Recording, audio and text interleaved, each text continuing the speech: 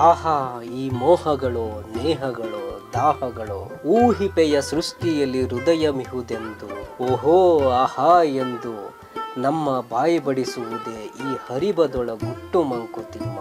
ಆಹಾ, ಈ ಸಂಬಂಧಗಳು, ಸ್ನೇಹಗಳು ಮತ್ತು ಬಯಕೆಗಳು ಇವುಗಳ ಮಧ್ಯೆ ಈ ಜಗತ್ತಿನ ಎಲ್ಲರಲ್ಲೂ ಹೃದಯವಿದೆ ಎಂದು ನೀನು ಅಂದುಕೊಂಡಿದ್ದೀಯ.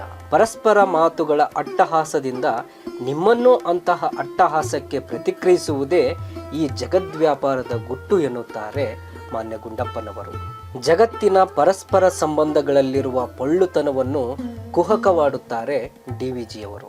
ಎಲ್ಲ ಸಂಬಂಧಗಳು ಕೇವಲ ವ್ಯಾವಹಾರಿಕವಾಗಿದೆಯೇ ಹೊರತು ಹೃದಯದ ಸಂಬಂಧಗಳು ನಶಿಸಿ ಹೋಗಿವೆ. ಬೂಟಾಟಿಕೆಯ ಸ್ನೇಹ, ತೋರಿಕೆಯ ಅಟ್ಟಹಾಸದ ಸಂಬಂಧಗಳು ಮತ್ತು ಈ ಸಂಬಂಧಗಳಲ್ಲಿನ ಪೊಳ್ಳುತನ ಇವುಗಳೇ ಈ ಮುಕ್ತಕದ ಹೂರಣ.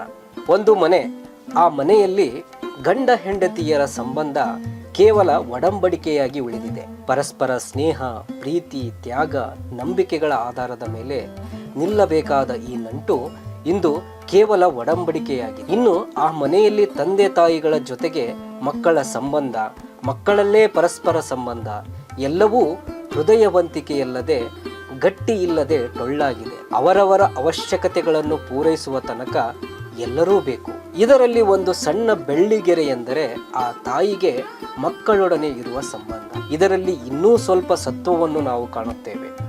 ಆದರೆ ತಾಯಿ ಏನೋ ಶುದ್ಧ ಮಮತೆ, ಪ್ರೀತಿ, ಅನುರಾಗ ಎಲ್ಲವನ್ನೂ ಹರಿಸುತ್ತಾಳೆ. ಆದರೆ ಮಕ್ಕಳೇ ರೆಕ್ಕೆ ಮೂಡಿದ ಮೇಲೆ ತಮ್ಮದೇ ಲೋಕದಲ್ಲಿ ವಿಹರಿಸುತ್ತಾ ಆ ತಾಯಿಯನ್ನೇ ಕಡೆಗಣಿಸುತ್ತಾರೆ.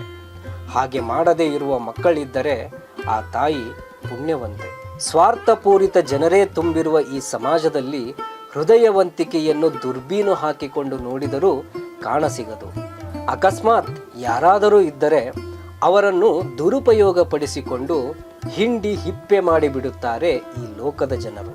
ಅಥವಾ ಅವನಿಗೆ ಸ್ವಲ್ಪ ಹುಚ್ಚ ಎಂದು ಹಣೆಪಟ್ಟಿ ಕಟ್ಟುತ್ತಾರೆ. ಚೆನ್ನ ಎನ್ನುವ ಪದಕ್ಕೆ ಅರ್ಥ ತಿಳಿಯದಿದ್ದರೂ ನಾನೊಬ್ಬನೇ ಚೆನ್ನಾಗಿರಬೇಕು ಎನ್ನುವ ದುರ್ಭಾವ, ನಾನು ಎನ್ನುವ ಅಹಂಕಾರ, ಸಂಸ್ಕಾರದ ಕೊರತೆ, ಸಂಸ್ಕೃತಿಯ ನಾಶ, ದುರಾಚಾರ, ವಿದ್ಯೆಗೆ ತಿರಸ್ಕಾರ ಮತ್ತು ತಾತ್ಸಾರ. ಹಿರಿಯರಲ್ಲಿ ಗೌರವವಿಲ್ಲ, ಅವರಿಂದ ಕಲಿಯಬೇಕು ಎನ್ನುವ ಆಸೆ ಇಲ್ಲ.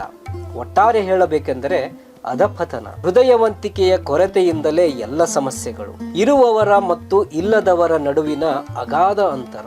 ತತ್ಕಾರಣ ಪರಸ್ಪರ ದ್ವೇಷಾಸೂಯೆಗಳು ಹೇಳುತ್ತಾ ಹೋದರೆ ಕೊನೆ ಮೊದಲಿಲ್ಲ. ಒಟ್ಟಿನಲ್ಲಿ ಹೃದಯವಂತಿಕೆಯ ಕೊರತೆಯಿಂದ ಮನುಷ್ಯರ ಪರಸ್ಪರ ಸಂಬಂಧಗಳು ಹಾಳಾಗಿವೆ, ಟೊಳ್ಳಾಗಿವೆ, ಪೊಳ್ಳಾಗಿವೆ.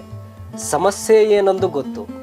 ಪರಿಹಾರವನ್ನು ನಾವುಗಳೇ ಕಂಡು ಹಿಡಿದುಕೊಂಡು ಸಾಧ್ಯವಾದಷ್ಟು ಮಟ್ಟಿಗೆ ನಮ್ಮ ಸಮಾಜವನ್ನು ಮತ್ತು ಒಟ್ಟು ಪರಿಸರವನ್ನು ಸರಿಪಡಿಸಿಕೊಳ್ಳುವುದೇ ಈಗ ಆಗಬೇಕಾಗಿರುವ ಕೆಲಸ. ಪ್ರಯತ್ನ ಪಟ್ಟರೆ ಅಸಾಧ್ಯವಾದುದೇನಲ್ಲ. ಈ ನಿಟ್ಟಿನಲ್ಲಿ ನಾವು ಸಹ ಪ್ರಯತ್ನಿಸೋಣ.